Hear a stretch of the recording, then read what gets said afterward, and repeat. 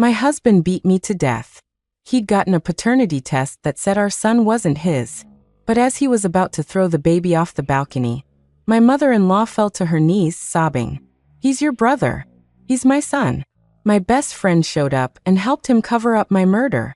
Only then did I realize she and my mother-in-law had teamed up to switch my baby at birth. I was reborn the day before I was due to give birth. As I watched my husband peeling a pomegranate for me, a flash of pure hatred crossed my eyes. He was the one who killed me. Our relationship had been falling apart, and I wanted a divorce. But then he suddenly demanded a paternity test for our son. The results came back. The boy wasn't his. He came home, cornered me in the bedroom, and started beating me over the head with a stool. I fought back, but I was no match for a man his size. My mother-in-law sat on the floor and cried. My father-in-law, terrified of getting caught in the middle, just shut the door. After he beat me to death, he threw my body off the balcony to make it look like I'd jumped out of shame. Then he grabbed my son, his hands around the baby's neck, ready to toss him from the 16th floor. That's when my mother-in-law dropped to her knees. "Alex, that baby is your brother. He's my son." My best friend, who lived next door, showed up too. She helped Alex cover up the fact that he'd murdered me. My soul lingered in that apartment for 3 days, and I learned everything. It turned out my mother-in-law had given birth just 2 days before I did. No wonder she'd suddenly announced she was going back to the countryside a few months into my pregnancy. And she never once visited during my postpartum recovery. When I was in the hospital, she bribed a nurse. She and my best friend got rid of my newborn daughter and replaced her with her own son for me to raise. After I was dead, Alex went to my parents and demanded they return the dowry. He argued that we'd been married less than 2 years and the child wasn't his, so they should give all the money back. God, it was insane. The 40,000 dowry and the couple million from my own premarital assets had all been invested in his restaurant. My parents even gave me a condo worth $500,000 as a wedding gift, and his whole family moved in. At the time, I thought finding a soulmate was rare, and that we could always make more money, so I didn't hesitate to help him. My parents, not knowing the truth, used their retirement savings to pay him back. Even so, they were relentlessly cyberbullied and eventually died destitute on the street. Meanwhile, Alex and my best friend, Jessica, used me to the very end. Even in death, I was trashed online as a promiscuous cheater who deserved everything she got. His restaurant was flooded with supportive customers who pitied the poor man who married a tramp, raised a child that wasn't his, and still took care of the boy after she died. They praised his character. His business boomed. He ended up marrying Jessica, who by then had become a huge influencer. Their family got rich and lived happily ever after. That's how people on the internet are. A mob convinced of its own righteousness, their compassion easily weaponized. And in the midst of all that burning hatred, I was reborn the day before giving birth. I know I deserved to die for being so blinded by love, but my parents didn't deserve to be dragged through the mud because of me. None of this was my fault. And my daughter, the one I never got to meet, I failed her. But thank God, none of it has happened yet. I still have a chance to change everything. Looking at Alex now, I asked coldly, "Where's your mom?" He froze, surprised by the sudden iciness from his normally gentle wife. But he quickly dismissed it as a pregnancy mood swing. Still, he looked shifty when he mentioned his mother. "She went back to our hometown. You know, we've got those 2 sows to look after." Before I could say anything, he placed the bowl of pomegranate seeds in front of me. "I've got to head out. It's a networking dinner." I sneered internally. He knew his mom was pregnant. The whole family was in on it, hiding it from me. His mom wanted another child. The one-child policy was a thing of the past, so they figured why not. But they were afraid I wouldn't approve. I mean, who has an uncle born in the same month as his nephew?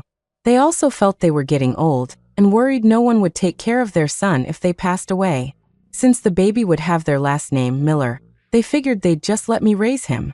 And because I gave birth to a girl, they took it a step further and swapped the babies.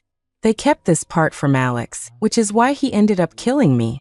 I forced myself to calm down, the memory of his fists and the searing pain filling me with rage.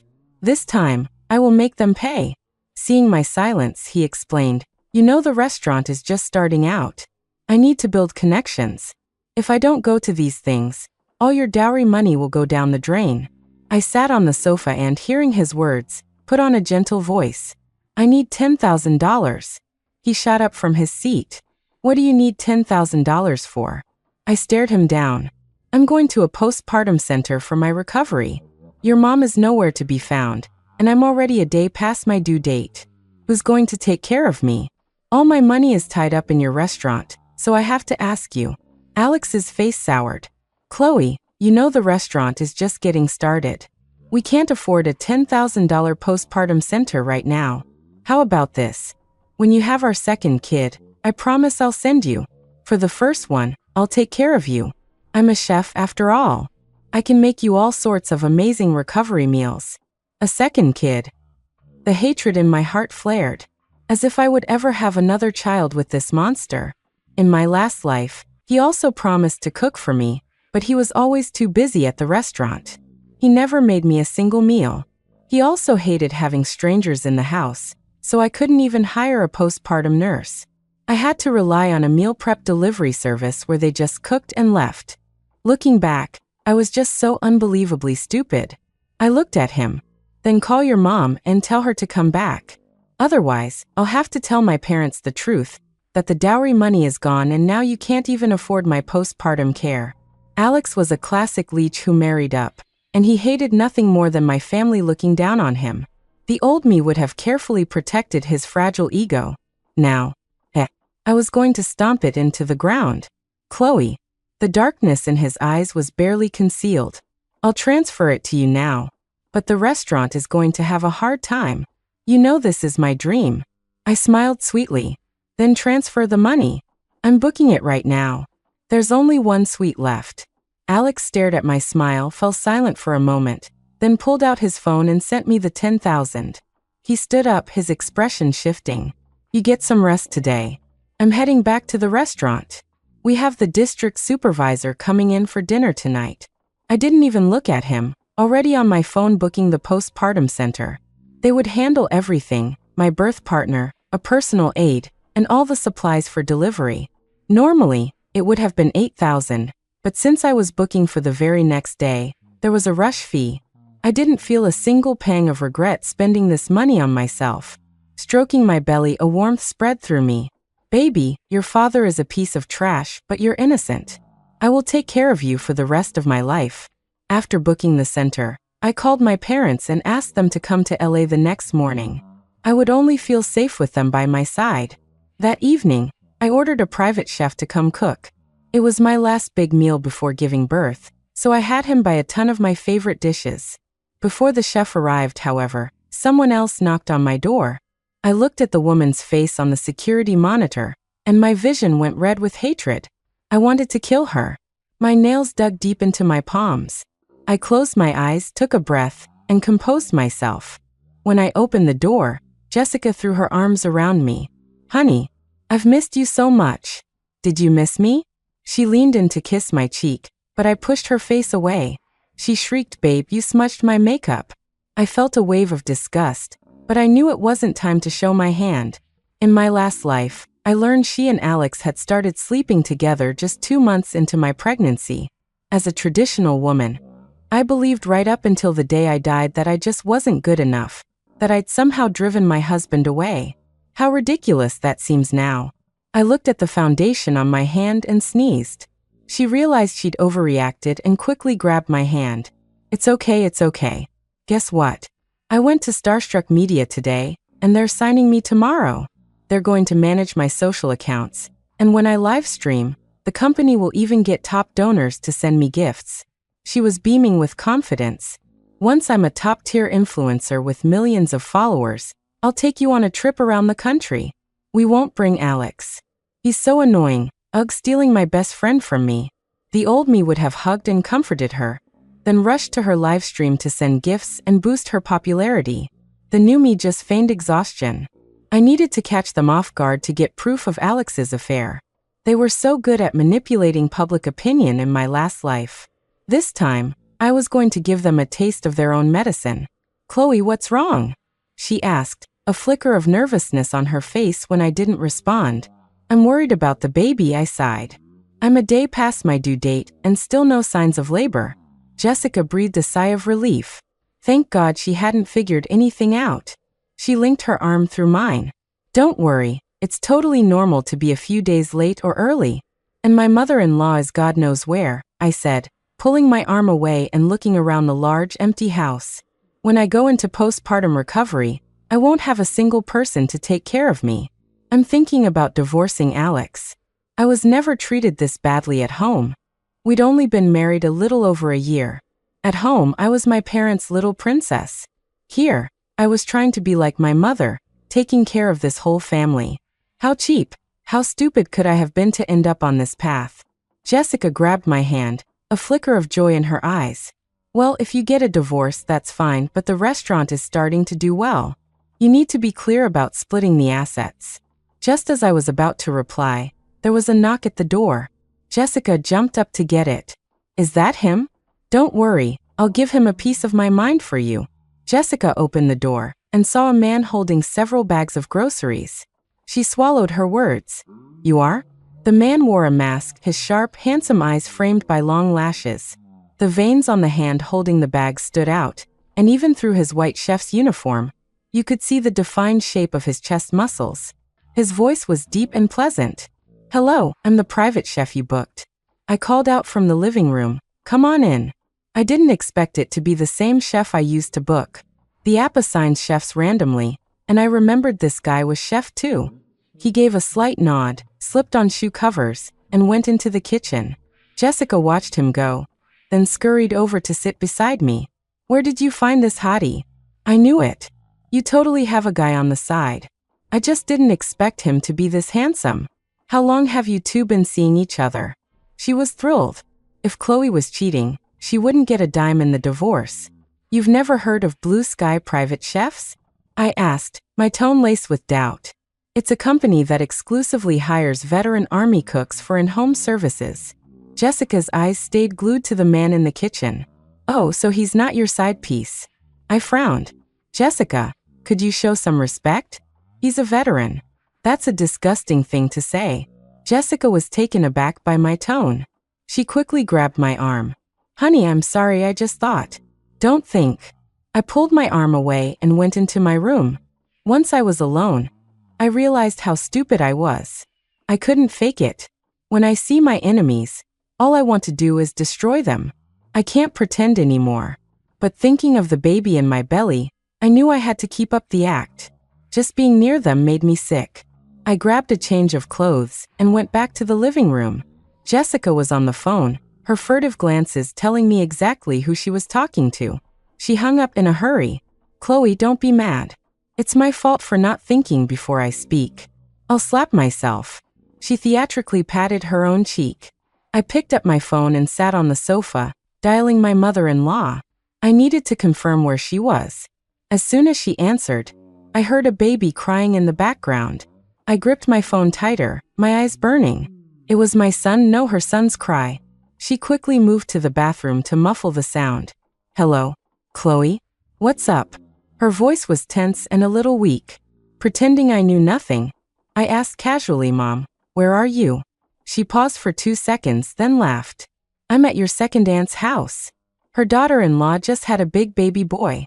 Your Auntie Lee fell while chopping firewood and broke her leg, so she couldn't help out. I'm just giving her a hand. That's why you hear a baby crying. I had to admit, the lie was seamless. Oh. I glanced at Jessica, who was smiling at me as if she was in on the joke. I've already booked a postpartum center, so you can just stay there and take care of someone else's daughter-in-law. I hung up. The call was just a test to see Jessica's reaction. So everyone in this family except me and Alex knew his mother had a baby. They probably kept it from Alex because they were afraid he wouldn't want to raise his own little brother. Everyone knew he could be ruthless when he wanted to. Jessica sat down next to me. Chloe, don't be sad. Mrs. Miller grew up in the country. She probably can't let go of village matters. Anyway, you've already booked the postpartum center, so don't let it get you down. I poured a cup of tea. I know, it's just a little upsetting. Jessica put her phone on the table and linked her arm through mine affectionately. It's okay, you've still got me, right? but her eyes held a cold sneer. Why should you have everything good in this world? We grew up together. Your parents were well-connected government officials, mine just owned a little convenience store. After my parents died, you said you were my best friend in the whole world, but you never asked your parents to adopt me. Because of that, I had to drop out before finishing middle school and go work in a factory. You, Chloe Miller, are the fakest woman on the planet. I reached for my cup, but she suddenly dug her nails into my arm, causing me to yelp and knock over the teapot. Hot tea poured directly into her phone's charging port, and the phone tumbled from the high table onto the marble floor. Ah! The scalding tea splashed onto her leg. I cried out too. Why did you pinch me? Jessica's leg was already turning red from the burn. The chef in the kitchen heard the commotion and rushed out. He looked straight at me. Are you burned? I shook my head. Jessica ran into the bathroom to douse her leg with cold water. He nodded, then went back into the kitchen, completely ignoring the person who was actually burned. I was a little surprised by the look in his eyes just now, as if we'd known each other for a long time. I looked at Jessica's phone. The screen was shattered, and it was completely dead. When she came out, her eyes were bloodshot. It hurt so much, it's already blistering. Looking at her red leg, the old me would have felt terrible and sent her 500 to make her feel better.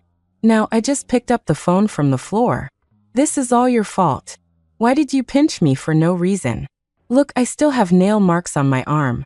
Jessica's face darkened. Had she really been that lost in her hatred for me? She forced a smile, but it faltered when she saw her broken phone. My new phone. She snatched it from me and, seeing it wouldn't turn on, stomped her foot in frustration.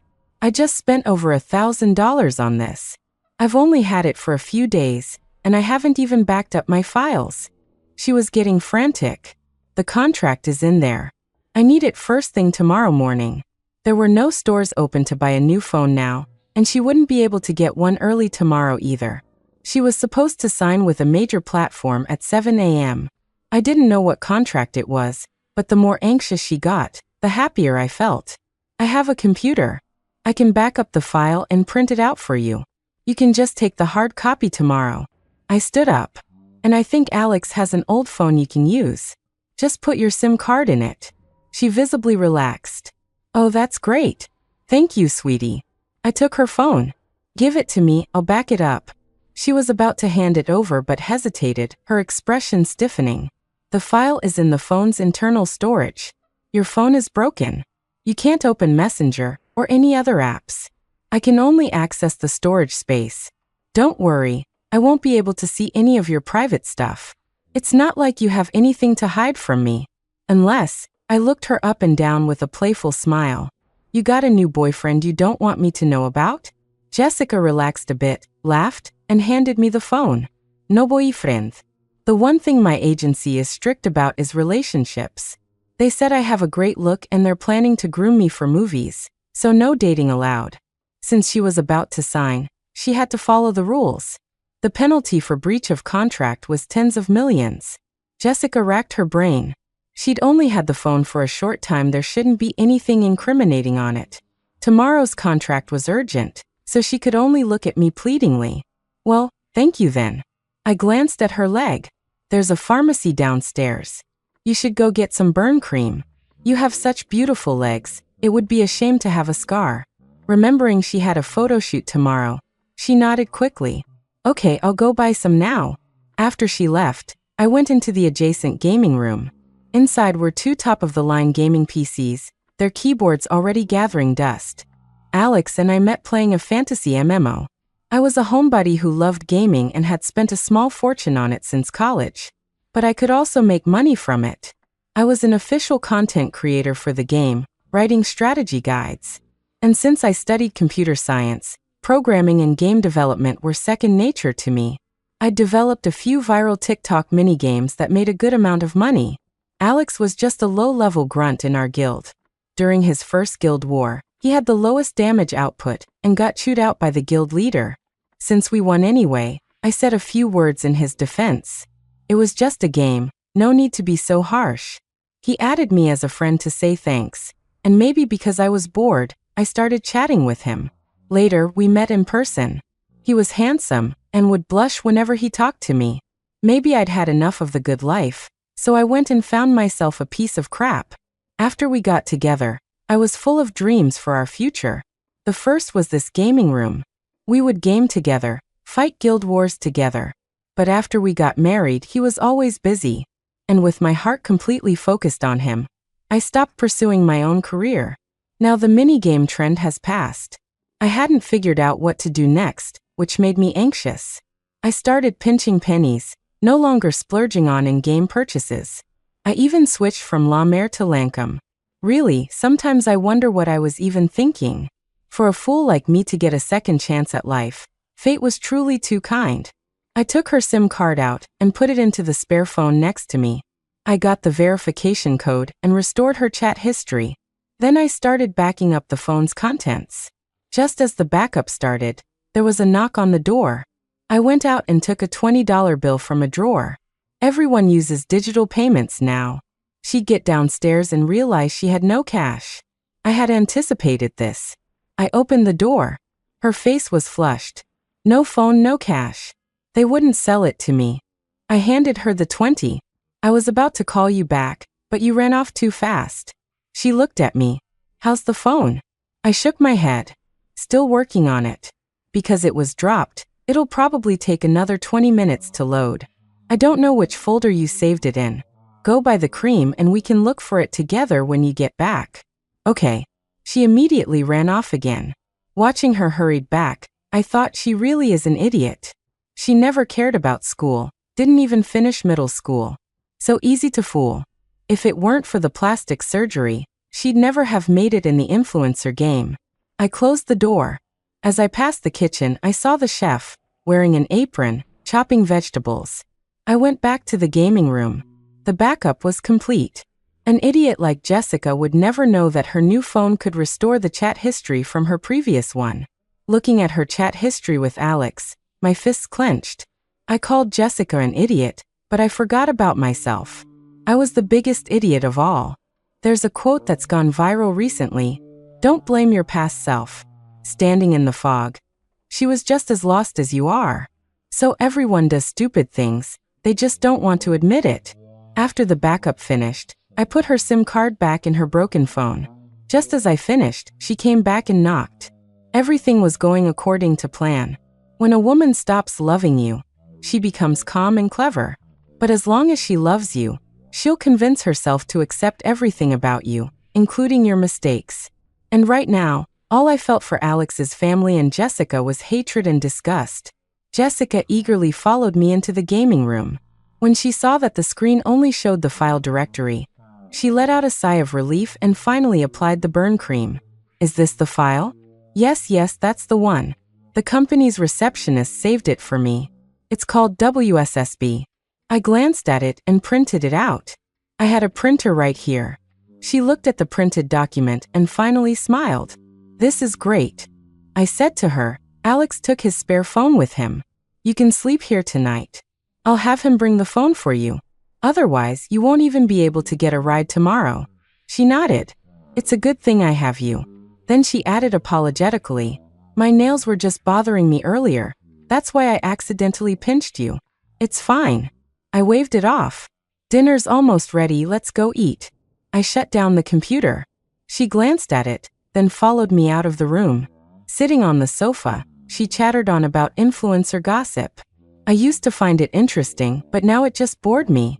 When the meal was ready, the chef prepared to leave.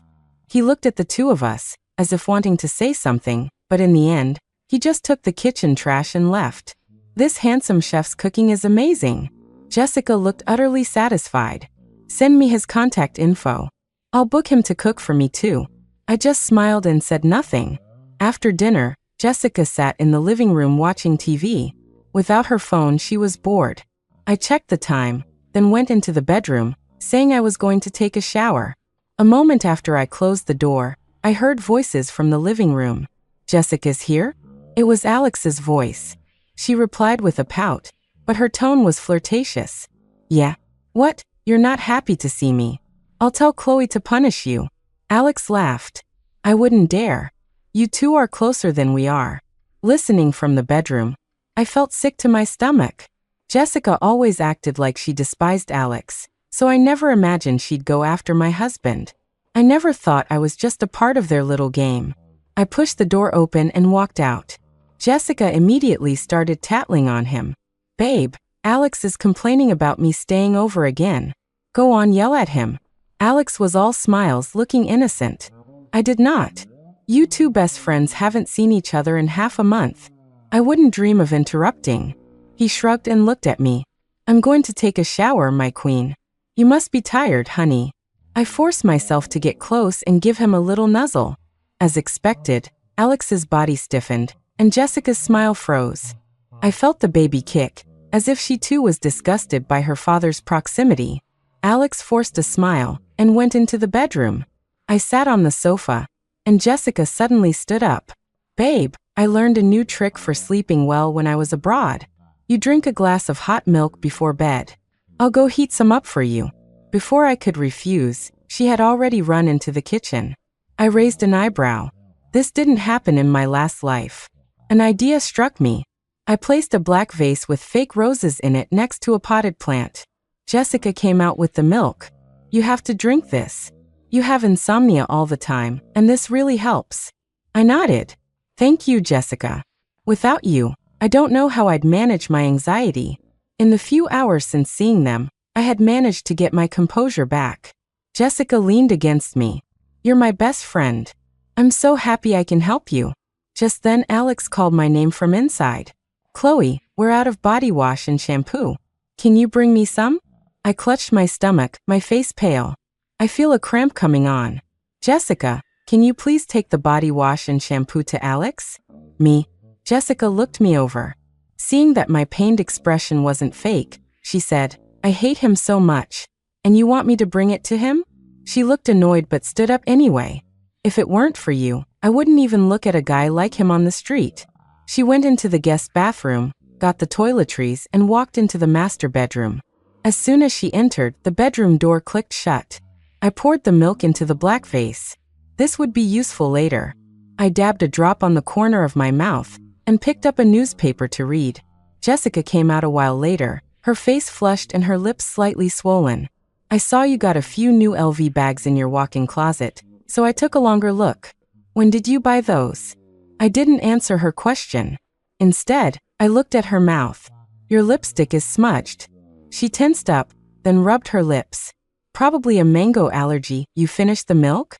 "I'm going to take a shower too. I have to go sign that contract tomorrow, so you should get to bed early." She hurried into the guest bedroom. I just smiled and walked back into my room. The man inside was just stepping out of the bathroom with a towel wrapped around his waist, a blissful smile on his face. Seeing me, his smile froze. I lay down on the bed. Jessica's milk really works. I drank it and now I'm sleepy. I'm going to bed. I turned off the bedside lamp and feigned sleep. "Good night, honey." He turned off his lamp too and lay down beside me. After a while, certain I was asleep, he got up and left. The moment he was gone, my eyes snapped open. I tiptoed to the bathroom and retrieved the spare phone from a corner. It had a video on it.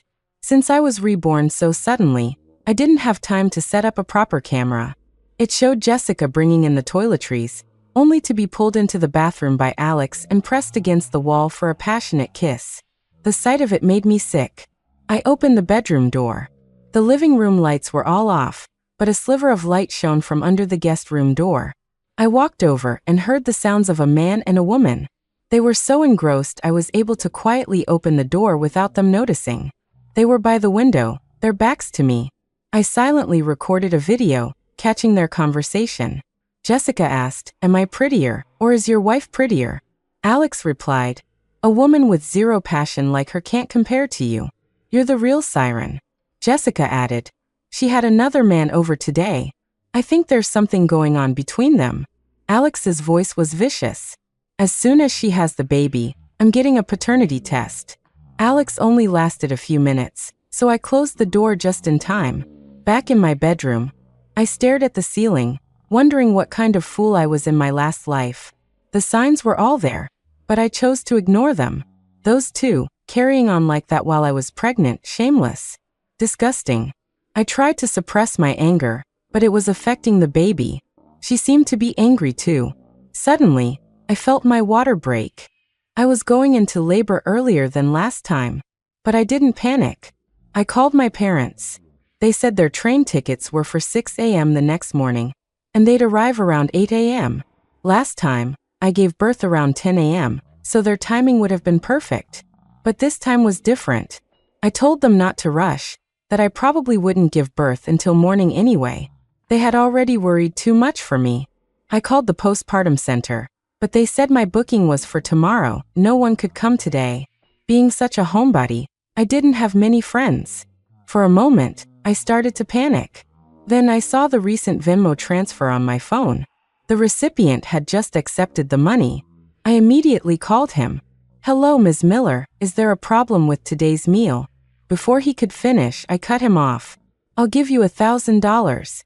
I need you to do me a favor." His tone was robotic. "Ms. Miller, my services have a set price.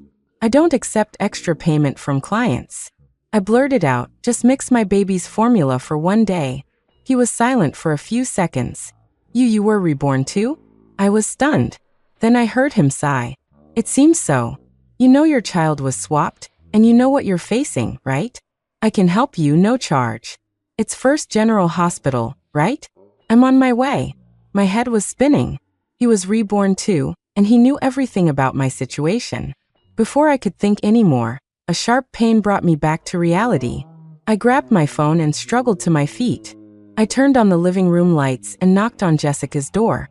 "Jessica, Alex is gone, and I think I'm going into labor." The two inside nearly jumped out of their skin. Jessica scrambled to get dressed. Her legs so weak she stumbled and fell. She grimaced in pain as Alex urged her to answer the door, terrified I would come in. Jessica rushed to lock the door. "I just woke up. Give me a minute." Alex probably went to the bathroom, check around for him. I had no intention of opening the door. I knew how vicious those two could be. If I caught them in the act, they might just kill me right then and there. They could stage it as an accident during childbirth. I couldn't risk it. "It hurts too much. I can't get up off the floor," I moaned, pretending I couldn't open the door. The two inside breathed a sigh of relief. Right now, they couldn't care less about my well-being. They were only worried about their affair being exposed. I managed to get myself to the sofa. Scaring that cheating pair made me feel a lot better, even the pain seemed to lessen. Jessica came out first, her face still flushed. She glanced behind her, then helped me up. "Come on, let's get to the hospital. Alex must have had to step out for something important." "Okay." We left, and only then did Alex emerge from the room. He looked around the house. He hadn't gotten his hands on the property yet. She used to be so wealthy. She must have more savings. He couldn't let his cover be blown before he got all of it. When we got to the hospital, Jessica bustled around, handling the admission paperwork. The two of them had been so busy with their emotional exchange that Alex still remembered to give her his spare phone. She called him and cooked up an alibi. She told me, "The restaurant is just so busy." He said a rat got in late at night, and he had to go check. He's so focused on his career he forgets about his own wife. I'm never marrying a man like that. A wife should always come first, right? When he gets here, I'm going to give him a piece of my mind. She held up her phone. "I'm going to step out and call my boss, see if I can come in later tomorrow.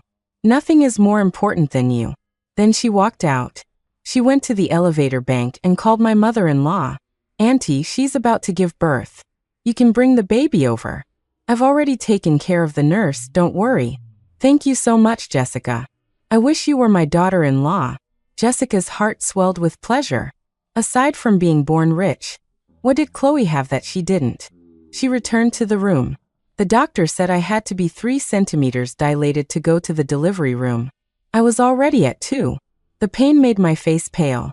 Luckily, I had eaten and used the bathroom before coming, or I would have had no energy during labor and might have made a fool of myself. Jessica had just walked in when a man followed her. He was tall, dressed in a technical jacket, and a mask made him look unapproachable. "You." Jessica recognized him. It was the chef. I looked at Leo, and the tight knot of tension inside me finally loosened. I said to him, "When I go into the delivery room, please remember to feed my baby her formula." He nodded. It's my job. Mixing formula and cooking were both about feeding people. Close enough. Jessica eyed us suspiciously, but just then a nurse pushed the door open. She checked me and said, "You can go to the delivery room now." I was nervous. Even though I'd been through this once before, the pain was still branded in my memory. I grabbed Leo's hand. "Thank you." He nodded. "Don't worry. I'll take good care of her." As I was being wheeled into the delivery room, Alex finally rushed in, carrying bags of supplies. Jessica, however, was focused on Leo, explaining that he was someone I'd hired to help with the baby. "The postpartum center has male staff?" Alex was surprised. Jessica replied pointedly, "He's a private chef. He and Chloe are very close." Alex's expression changed. He lunged forward and grabbed Leo by the collar. "Are you my wife's lover?" Leo was powerfully built, an ex-military man. Alex was no match for him. With a quick move, Leo had him pinned against the wall, his voice icy. "We're just friends. She's like a big sister to me. Unlike you, you animal, cheating on your wife while she's pregnant." Alex and Jessica both panicked. They never thought a stranger would discover their secret. What about Chloe? Did she know? Alex struggled against his grip, resorting to threats. "You're lying. I can sue you for slander." Leo released him and straightened his own shirt. "You know what you did." A piercing scream came from the delivery room. Jessica sat down on a bench, her heart pounding. Alex was about to yell at Leo again, but his phone rang. It was his mother, sobbing hysterically. "Son, your father was in a car accident on the freeway. Come quick. They're saying we have to pay $30,000. Alex was shocked. "Aren't you two back in the countryside?" She was still crying. "I was just thinking your wife was about to give birth, so I rushed back to help. Who knew we'd get into an accident?" Thinking of his father, Alex could only look at Jessica. "You stay here and look after Chloe. My dad's been in an accident. I have to go." "Okay." Jessica was more than happy for him to leave. Otherwise, he'd find out his baby was a girl, and it would be harder to swap them. Her plan all along was to win over Alex's mother. It was also to make Alex divorce Chloe and, more importantly, to make Chloe suffer. Losing her own child, raising someone else's. Ha ha ha, as long as Chloe was in pain, she was happy. With Alex gone, she needed to get rid of Leo. She poured a glass of water and handed it to him. "I don't know what your relationship with Chloe is, but thank you. Have some water." She accidentally spilled the water toward his pants, but Leo dodged it easily. The water ended up splashing all over her own pants instead. "What is wrong with you? I was nice enough to get you water, and you throw it on me," Jessica shrieked, glaring at him. Leo's voice was flat. "You poured the water. I find it dirty. It's fitting that something dirty ended up on you." Jessica gritted her teeth but couldn't leave. She had to sit there on the bench with her soaking pants. When Alex's mom, Mrs. Miller, arrived with the baby, she saw the tall man but paid him no mind, assuming he was waiting for someone else. "Jessica, has the baby been born yet?" Jessica pulled her aside into the hallway, and they whispered for a moment. Hearing her description, Mrs. Miller was furious. "That little bitch dares to cheat on my son. I'll kill her." Jessica said, "Don't be hasty. Wait until she's given you all her money to raise your son. Then you can expose her. She won't get a single penny." Mrs. Miller looked at her with satisfaction. "You're so clever, Jessica." Jessica thought for a moment. "The only problem now is how to get rid of that man. We can't swap the babies with him here. Let's go find hospital security." But before they could finish their plan, they heard a nurse from the delivery room calling for Chloe Miller's family. They rushed back out. The nurse holding the baby was the one they'd bribed. She walked toward them with the baby. The mother gave birth to a son. Everyone in the hallway heard it. A son. Mrs. Miller and Jessica moved to take the baby, planning to switch it with the one Mrs. Miller was holding. The swaddling cloths were identical. However, Leo stepped in front of the nurse. "I'm Chloe Miller's brother." She had an ultrasound. It was a girl. How did it suddenly become a boy? His voice was loud. There was more than one nurse in the delivery room, including the head of the department, and even the woman in the next bed who had just given birth. Even if that mother had passed out, everyone else knew a baby girl had been delivered. Last time, They got away with it. This time it wouldn't be so easy. Chloe Miller is my daughter-in-law. I know perfectly well whether she has a brother. You must be her secret lover. Ignoring their slander, Leo took the baby from the nurse and held her in his arms. He looked toward the end of the hall. "Ma'am, how long are you going to stand there and watch?" At that, several people emerged from around the corner. The nurse, Shaoli, froze when she saw them. It was the hospital director. The director's face was stern. She looked at the nurse. "This hospital will be pursuing legal action against you." The heads of the obstetrics department also looked grim. They couldn't believe something like this, swapping a baby, had happened in their hospital. Everyone else in the hallway was stunned. What was going on? Jessica and Mrs. Miller were dumbfounded. They never imagined this guy knew the hospital director, and even called her ma'am. The director glanced at the baby. "It is indeed a girl. Dr. He, you go with Leo and make sure the baby gets fed. I'll handle things here." "All right." Leo left with the head of obstetrics. He had arrived at the hospital early and gone straight to find his old squad leader's wife. Back when he was a new recruit, his squad leader had been a man of integrity, and his wife was no different, a career-driven woman, decisive and efficient. Jessica and Mrs. Miller were mortified as people pointed and whispered. They tried to slip away, but the nurse, Shaoli, sold them out. "Director, it was Chloe Miller's mother-in-law who wanted to swap the baby. It has nothing to do with me. I just misspoke about the gender." She knew if the director pressed charges, she'd face a huge fine and her career would be over. She never should have agreed to help Jessica. She'd done this horrible thing for a measly $500. The director's eyes were cold. "You didn't take any money?" Shaoli fell silent, dropping to her knees and begging the director not to sue. The director had already called security. As for Jessica and Mrs. Miller, the director couldn't do much about them. That was up to the mother herself. She just hadn't expected Leo to call her here for a new mother. Could that kid be? Unlikely. She'd introduced him to so many beautiful women, and he'd turned them all down. The director shook her head and went into the delivery room. When I woke up, it was all over. Leo was standing by the window, holding my baby and whispering to her. I faintly heard him say, "In our last life, I couldn't save you. This time, I could finally help. You need to grow up happy. Your mother has suffered too much." "Leo, thank you." Hearing my voice, Leo walked over with the baby. He looked at me. Jessica went to her company. "Your mother-in-law and Alex are arguing outside." He filled me in. Yesterday, to get Alex out of the house, Mrs. Miller had his father deliberately crash into another car. They'd picked a car that looked unfamiliar, thinking it wouldn't be expensive to repair, maybe a few thousand. It turned out to be a Rolls-Royce Cullinan, with damages over $30,000. Alex was in a panic. His parents, convinced nothing bad would ever happen, had no insurance. The cost was astronomical. He was thinking of asking me for the money. The police came, and in the end, the wealthy owner didn't even care about lost wages, so they only had to pay for repairs. Then he came to the hospital, only to walk into this mess. He found out his mother had given birth to his baby brother 7 days ago, and he nearly coughed up blood from the shock. Hearing all this made me feel fantastic, and even more grateful to him. But Leo looked at me and said, "I'm the one who should be thanking you." I was confused. "Why? You've probably forgotten me, but I've never forgotten you. When I was 17, my parents died, and my 10-year-old sister went missing.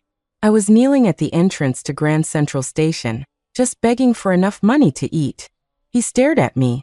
You gave me $200. You bought me a bowl of noodles and told me not to give up on life. You asked me about my sister and posted her information online for me. I was astonished that he remembered. That was 12 years ago. I had almost forgotten. I had just finished my college entrance exams and was traveling. I'd earned my first pot of gold as a freelance game coach and wanted to do something good for my karma, hoping for more good fortune. I saw a boy my age kneeling ramrod straight and felt a pang of sympathy. Many people told me I'd been scammed, but I didn't care. I even posted his sister's photo and information in our gaming guild chat, and people shared it widely. I never found out if she was found. Over time, I started to think I probably had been scammed, so I let it go. I never imagined that one small act would become my lifeline in this life. He took off his mask. Yet 12 years. With the money you gave me, I enlisted in the army. After 11 years, I came back and started this private chef business, hoping to find you and my sister. I looked at him. Did you find your sister? He nodded. I did. I visit her on Memorial Day every year. His sister had passed away. Then what did you mean about being reborn too? I asked. He explained slowly, in our last life, you also hired me as a private chef often. By then, I was sure you were my benefactor. Then I saw the news that you had jumped from your building, and I learned about what happened to your family. Before that, a friend from my unit found a little girl, barely alive, in a dumpster. It was too cold that winter and he couldn't save her. It was only today, when I saw her, that I realized she was your daughter. I wanted to help you find justice. I woke up one morning, saw the money you transferred, and your request to help care for your child. I knew then that you must have been reborn too. I was so happy that we had a chance to do it all over again. I looked at him. I'm happy to. Watching the sky slowly brighten outside, I told him, I need you to do something for me. I'll send you all the videos. Also, there's a black vase on the table in my house with milk in it. I need you to get the contents tested. And my computer has some backed up chat logs. I told him my entire plan. I couldn't wait. I wanted to destroy that disgusting pair while I was still in postpartum recovery, while I was still seen as a vulnerable victim. I wanted them to be destroyed by the court of public opinion, to taste what it was like to be mobbed online. Leo nodded. Okay. He handed the baby back to me but paused at the door. You know, you're actually pretty smart, sis. He chuckled and left the hospital. I pouted. What? Just because I gave a stranger a pile of money 12 years ago and fell for a pig of a man 12 years later? That means I'm not smart? I just always believed that living a little more naively, a little more forgetfully, not sweating the small stuff, would make for a happier life. But I've learned that if you act like that all the time, people will think you're an idiot and walk all over you. Alex's family walked in. Mrs. Miller was still holding her baby. I glanced at the child I had once raised as my own son, who after my death treated his stepmother Jessica better than he ever treated me. I felt no love for him now. Alex looked at me. Chloe, my mom had a baby. Think of him as a big brother for Zoe. Don't be mad about it. Mrs. Miller sidled up, smiling. That's right, Chloe. Now Zoe will have a big brother to protect her. Brother? I laughed coldly. The family tree is a little messed up, don't you think? They looked awkward. That's right. Technically, he should be called uncle. An uncle born in the same month as her? Zoe's not that lucky. I looked at Alex. Let's get a divorce. My parents will be here soon. I'd rather we not make this ugly. I had married him against my parents' wishes, and he had promised them he wouldn't let them down. Now look at this. I didn't care about saving face anymore. I just wanted to protect myself and my daughter. He suddenly stood up and pointed at me furiously. You want to divorce me just because my mom had a baby? Chloe, you are being completely unreasonable. Just then the door opened, and a middle-aged man and woman walked in. It was my parents. Seeing them again in this life, my eyes stung, and I fought back tears. Chloe, what's going on? My father's hair was graying at the temples. He looked at me, then at the tense faces in the room. My mother ignored the others completely. She put down her bags and started talking to me. I bought some new clothes for the baby. She came over and held the baby, her eyes full of love. She looks just like you when you were little. The baby reached out for her and smiled. My mother was smitten. Good girl, Zoe. Happy to see your grandma, aren't you? Seeing the baby, so young, bond so quickly with her grandmother, Mrs. Miller's eyes filled with hatred. She knew her in-laws had always looked down on them, so she didn't bother speaking to them. Whose baby is that? My dad asked, noticing the child in my mother-in-law's arms. I answered directly, my mother-in-law's. She just had him a few days ago. My parents were stunned. They looked at Alex's family with pure anger. You people have no shame. With my parents here, I didn't need to pretend anymore. Dad, I want to divorce Alex.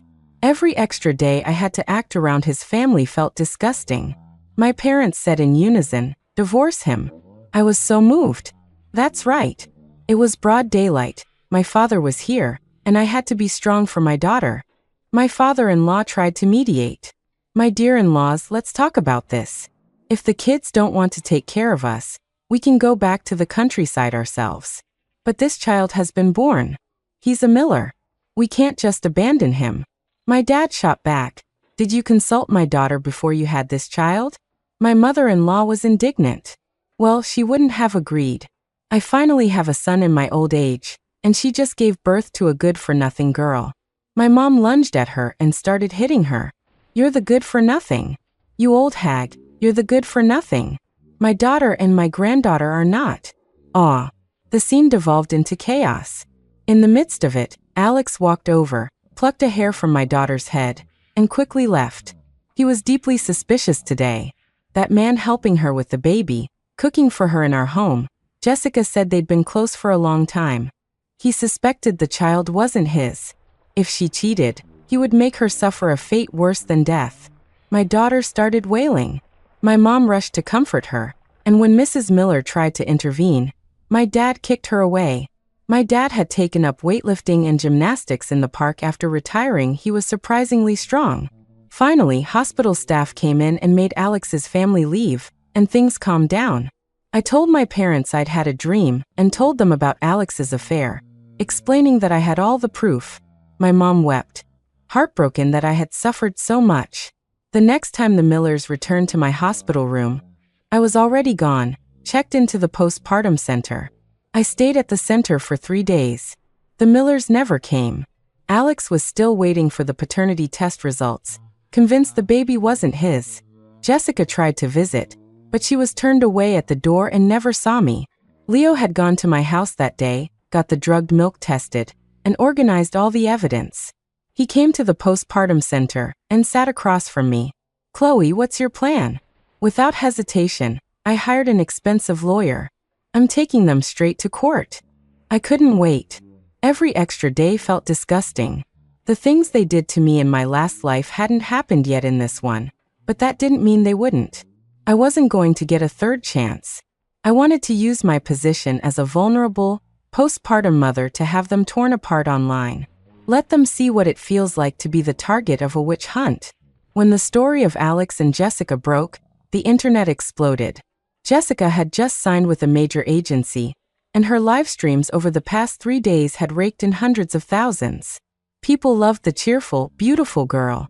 They never expected her to be the type to ask in bed, "Am I prettier than your wife?" She was now facing a massive breach of contract penalty. Alex's paternity test results also came back.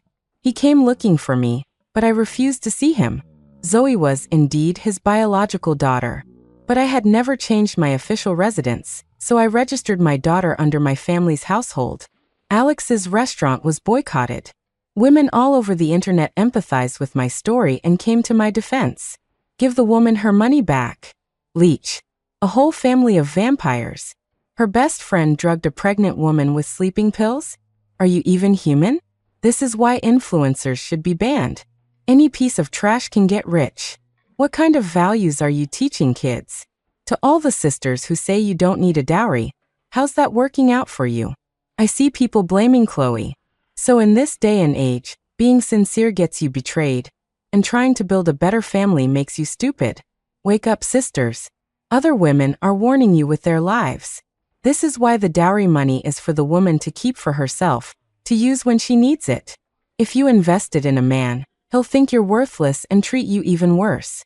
I'll say it again, sisters, do not marry down. Don't do it. Let these leeches rot. This whole family is terrifying. The mother-in-law is that old and has a baby for her daughter-in-law to raise? When you die, your youngest son will still be in high school, and your daughter-in-law will have to take care of him. What a brilliant plan. There's no hiding for scumbags and home wreckers. With everyone's help, I won the case. In court, Alex admitted to the affair. Of course, with the chat logs and videos I had, he had no choice. I was granted full custody of our daughter, and he was left with nothing. I was wondering why he agreed so readily when, outside the courthouse, he looked at me and said, "I'm sorry. I was too extreme in my last life." I looked at him, pretending I didn't understand. As if trash like him deserved to be reborn. Jessica stared at me. When did you find out? I don't believe you knew I put sleeping pills in your milk. I couldn't be bothered with her. Even though they were now disgraced, I wasn't finished. Leo had discovered that Alex had recently received a large sum of money. He'd even paid off the car accident damages in one lump sum. Leo had his military contacts look into it and found out that Alex had gotten involved with a group selling drugs. He had an escape route planned, but Leo was reborn too, and he knew just how to intercept him. Alex ended up in prison and was sentenced to death. Leo told me that Jessica, owing tens of millions, was forced into sex work to pay off her debts. Eventually, her agency sold her off to a crime syndicate in Southeast Asia, and she was never heard from again. I moved back in with my parents and watched my daughter grow up, feeling incredibly lucky. What goes around comes around. My past kindness led to Leo's help. Thank God I was given a second chance, when there was still time to fix everything. To think I lost to those two in my last life, so stupid. This life is for making money, raising my daughter, and taking care of my parents. One night, as I was about to fall asleep, I heard a little girl's voice. Sigh, Mom's not a complete idiot, but Uncle Leo is still the smartest. I can finally grow up normally in this life. Family, am I right? As a time-space manager, I actually froze to death in my last life. Good thing I arranged for Mom to be reborn, and Uncle Leo too. As for that monster of a father, in the last life, he was 60 before he got caught for beating Mom to death. He was in jail for a few days before someone beat him to death. I let him be reborn just so he could experience the pleasure of getting beaten up in prison at a young age. I won't let him die. He needs to get beaten for a few more years. As for my grandparents, they went back to the countryside. The baby they secretly had died before he was 3 months old, because they didn't get him vaccinated. And as for Jessica, well, she's not far from death's door either.